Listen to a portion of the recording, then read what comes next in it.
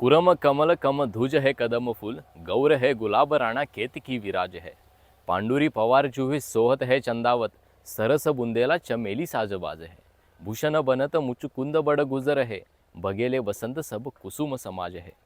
Lei रस एतनुक बैठीना सकत है, अली नवरंगजेब चंपा शिवराज है, चंपा शिवराज है। या छंदामध्ये कवीने उत्तरेकडील राजपूत आणि क्षत्रिय संस्थानिकांना वेगवेगळ्या फुलांची उपमा दिली आहे।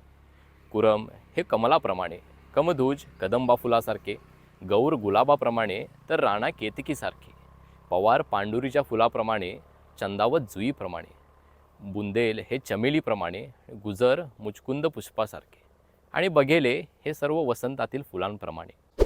ही सर्व फुले म्हणजे उत्तरेतील राजसत्ता आणि या सर्व फुलांपासून औरंगरूपी भ्रमर रसग्रहण करतो।